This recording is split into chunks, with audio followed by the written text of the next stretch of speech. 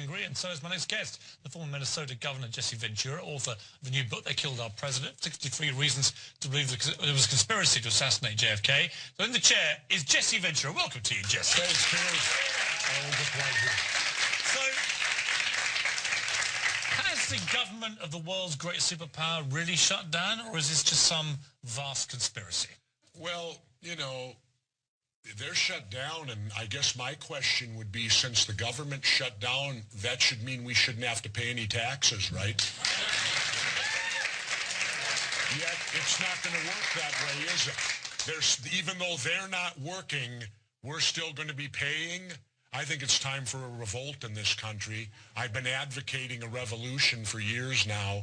Revolutions don't have to be violent, but we need one, and I would tell everybody here, vote them all out of office, and wait, don't vote in a new Democrat or Republican. Vote for anyone but Democrats and Republicans. Well, it's quite interesting, actually, because let's take a little look around this room here, because I did a little sample. You weren't all hand-picked for any political persuasion, but how many people here are Republicans? So just a few hands. How many are Democrats? A few more hands. And how many are neither Republican nor Democrats? So you are the Jesse Ventura future of American electorate. We are the majority. But how much of that do you think, this is just a random section of people that pitched up to watch the show, but how much of this is down to just general dissatisfaction with the American political system? Well, it's because the Democrats and Republicans have created this corrupt system, and they've been in charge now for 150 years. They've created a system that's based completely on the concept of bribery. If you pay them and bribe them, you get audience with them. If you don't, you're out the door. And so we need to get away from this concept of bribery. And that's why I'm considering making a run. But a couple things have to happen first. But I would run on this, ladies and gentlemen. My simple campaign would be this. I would give you the opportunity to elect the first president of the United States that does not belong to any political party since George Washington. He is our only president that belonged to no political party. And I think it's high time we elect someone that does not belong to these two gangs, because it's the gangs that dictate what's going on. This is all gang warfare here. This is gang warfare, where the gangs put themselves first, the gang first, the gang's money first, and we, the country, become second or third. We're actually third in line. See, every time I've spoken to you about this, I've been saying, no, Jesse, it's not like that. And yet their approval ratings plummet each time I've talked to you, even lower. And actually you end up thinking, yeah, there are a bunch of gangs. They are. Overpaid, underworked children. Well, let's look at it this way. The big thing is health care, right? Well, in my last book, I showed you all. These elected officials have 4 options to choose from of health care. They won't give us one. Yet they get 4 to choose from. Now, what do you think since the government shut down, are they getting paid? Of course they are. What do you think of Obamacare? Do what now? What do you think of Obamacare? I don't think anything of it, because my belief is quite simple. We in the United States of America should have a policy that anyone who gets sick should be able to go to the doctor. Now, how they want to do it is up to them. But if we'd get out of all these damn wars, we'd have more money to pay for health care than we could shake a stick at. But instead, it's go to war, go to war, go to war. I love the reaction of the American people on the Syria deal. The calls were 300 to 1 opposing any more war. Finally, you're all waking up. Finally, you're waking up that we've been at perennial war for 60 years. Enough of this. Enough of this war crap. Well, enough of this particular segment, but you're coming back after the break. And let's talk about my book. To speak more, Jesse Ventura, after the break. Back now with my special guest, Jesse Ventura. I mean, Jesse, you hit all the right populist notes with all this stuff, but let's get real for a moment. Is it feasible in our lifetime that you could have a candidate running for president who was successful, who was not a member of the Republican or Democratic Party? I did it. I won the governorship of Minnesota and was not a member of the Democratic. Could you do it on a presidential level? Sure, if I'm allowed in the debates. But you notice those two parties control the debates. They won't let anyone else in them. If I can debate them, Piers, I can beat them. It's that simple. Somebody tweeted me earlier saying nobody who wears tie-dyed shirts could ever be president of the United States. Well, What is your response? My response would be then I guess a real person shouldn't be president, because I'm a real person. Do you know when I ran for governor, I never used a prepared speech?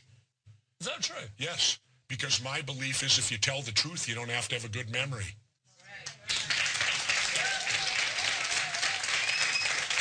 You've written a new book.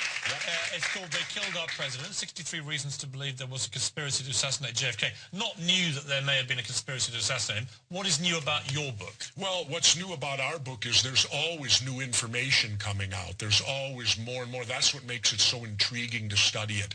That's what, to me, makes studying the Kennedy assassination more interesting than, say, reading a Vince Flynn book or a Tom Clancy book. Those are all fiction. This really happened. So who killed Kennedy, do you think? You can't answer that question because it's been 50 years and there's no way to say specifically who. Well, I can answer it. I can tell you this. I can tell you this. It wasn't Lee Harvey Oswald. Well, I think it was. And in fact, I interviewed a guy called Clint Hill, who was the bodyguard. If you see the footage of the cavalcade and the bullets coming, he's the guy that jumps on the back. Yeah. He was Jackie Kennedy's bodyguard. Jumped on and Why weren't Secret Service on the bumper that day? They were removed. You can go on internet. That's not what he told me. They were removed from the bumper. And the Secret Service guy turns to his boss and goes, "What?" Jesse, here's my point. And they took him off the bumper. Why did they change the way that? For Dallas only, the way the motorcycles were lined up. They put 4 of them way in front and the others all behind. They didn't go in the standard wedge, which was used in the 2 previous days before. But in Dallas, that changed. They got them out of the way to give a clear shooting lane. Let me finish my point. Clint Hill, who was there and was on the back of that limo, he wasn't on the back of it. He jumped on the back of it. Yeah, from a car way behind, and it took him how long to get there. But he believed Lee Harvey Oswald acted alone. Now, why do you know more than he does? Well, because of the fact there's a whole lot of information. It's so obvious when you read this book. I'll let you people be the judge. Read the book. It's so obvious. The Secret Service... Who do you think did it? The Secret Service protected Kennedy more after death than they did when he was alive because they illegally took the body out of Texas. Autopsy by law should have gone on there. Lyndon Johnson, the car was a crime scene. Everybody knows tape goes around a crime scene until forensic gets through with it. Monday morning, that car was in Michigan being refurbished, already moved. Jesse, no one was allowed to see the car. Who do you think killed There's multiple JFK? Choices. Well, give me one. Well, Kennedy made tremendous amount of enemies. The military-industrial complex hated him because he wouldn't go to war in Cuba. He was already withdrawing troops from Vietnam. There would have been no Vietnam War. Him and Khrushchev were actually back-channel communicating, and they had both planned on ending the Cold War by '65. Khrushchev was taken out of power. They were doing it via Pope John in the Vatican. The Pope died, and Kennedy was murdered. We had the Cold War for 20 years. So what does your brain tell you is the most likely? Kennedy was going to take away the oil depletion allowance, which is what all oil guys use to make big money so that they can make $30 million a year and pay no taxes. So he had big oil mad at him. He had the military-industrial complex mad at him. Plus, he was doing the first move towards human rights in this country, which the South hated him for. So you've got multiple choices of many. You've written a book about it. Well, what do you think is the most likely theory? I think that here's the deal. There were 2 conspiracies that took place. The first conspiracy was the actual one to murder the president. The second conspiracy was to cover it up after it happened. Both of those took place. Now, you have separate players on both sides of that. Well, look at it this way. Read the opening, the Katzenbach memo that we opened the book with. Mm-hmm. This is from the acting attorney general.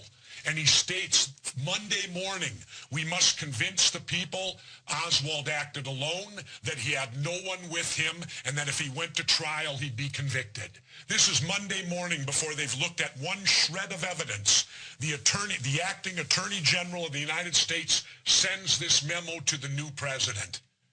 And that's exactly what he says is exactly, and they said, we need to form a commission to to rubber stamp all this so that we don't have any type of congressional or other investigations.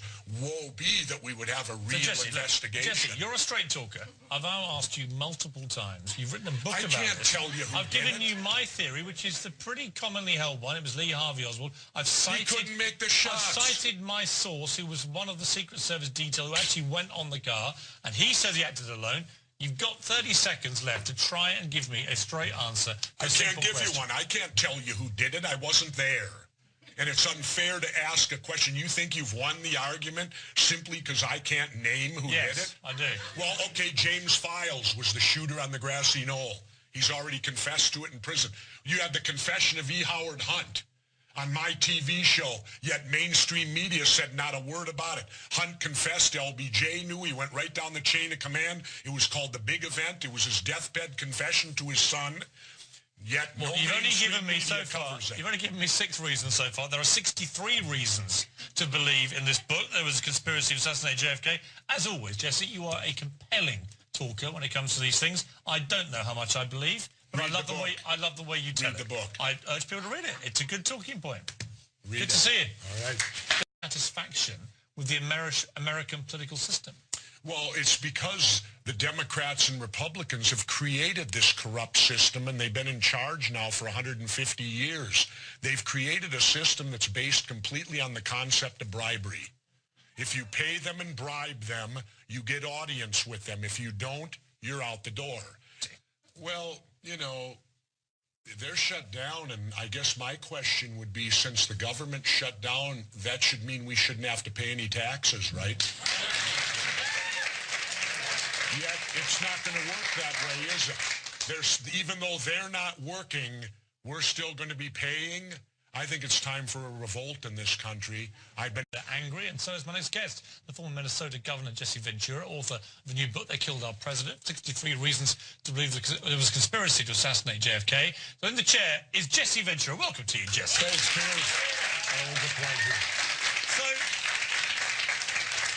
has the government of the world's greatest superpower really shut down, or is this just some vast conspiracy, political persuasion? But how many people here are Republicans?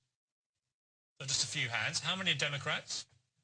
A few more hands. And how many are neither Republican nor Democrats? So you are the Jesse Ventura future of American electorate. We are the majority. But how much of that do you think, this is just a random section of people that pitched up to watch the show, but how much of this is down to just general dissatisfaction? Advocating a revolution for years now.